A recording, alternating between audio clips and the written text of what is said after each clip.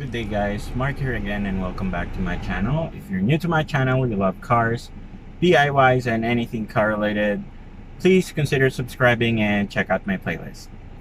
So much later that the old narrator got tired of waiting and they had to hire a new one. Okay guys, so today, ituturo ko sa inyo yung isa sa pinaka-common issue ng Hyundai Eon. Lalo pagka medyo nagkakaedad na yung sasakyan, expect nyo na may mga ganitong issue na lalabas. Okay? A few moments later. So guys, yung sinasabi kong issue is yung madalas kong nakikita sa forums at sa chat rooms na nagmo-moist yung windshield. So kahit tama naman daw yung settings ng aircon nila. So ideally, ang settings is recirculate, lalo pagka nasa traffic kayo, recirculate yung hangin, tapos yung buga ng hangin is galing lang dito sa front vents, okay? Tapos yung settings ng thermostat at yung AC blower.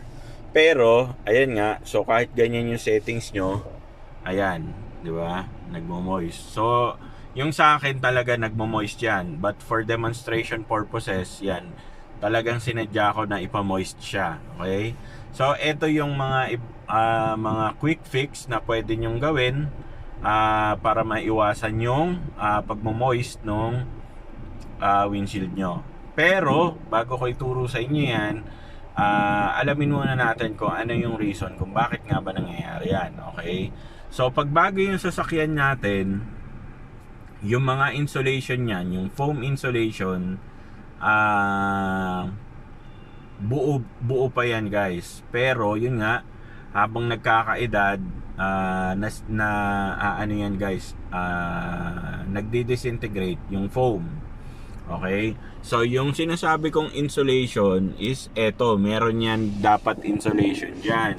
Sa pagsara ng vents, dapat walang lalabas na hangin dyan, or kahit anong cold air. So syempre pag nag-degrade na yon, mapapansin nyo yun guys, yung mga vents nyo may mga itim-itim na foam. So yun, hindi lang naman dyan galing yun guys, meron pang ibang seal na may foam insulation na nag-disintegrate. Okay, so yun yung dahilan kung ba't siya nag-moist. Kasi nga may malamig na hangin na bumubuga pataas pupunta sa windshield nyo versus yung syempre mainit na hangin sa labas, kaya nagkakaroon ng moisture.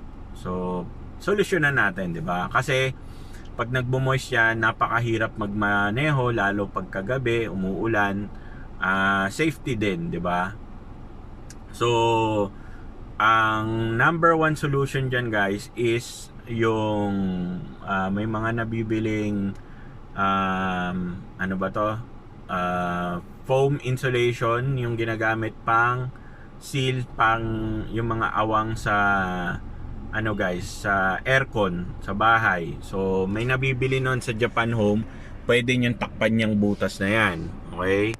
So may yun parang double adhesive tape, takpan nyo lang, tapos ang problema. Next is yung silica gel.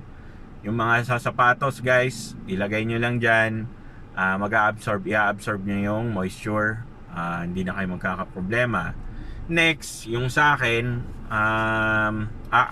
yung susunod na pwede nyong gawin pag talagang tinatamad kayo, yung duct tape, diba? Takpan nyo lang, pero medyo pangit tingnan yon. Next is eto guys, ako kasi yan, carpet. So carpet to ng sound system, yung mga sobra-sobra. So kinuha ko, then yun nga. So ganito lang siya guys. Yeah. So make sure lang na matatakpan nyo yung mismong vents nya. So yan. Hindi na yan magmo-moist guys. Kasi nga yung hangin is natatakpan na. Okay. So yun lang guys. Thank you so much sa pagsama sa akin sa video na to. Sana nagustuhan nyo. At kung di pa kayo nakasubscribe, please subscribe and share naman ng mga videos natin, mga DIY videos, tutorials. Again, Mark nga pala ulit. See you guys on our next video.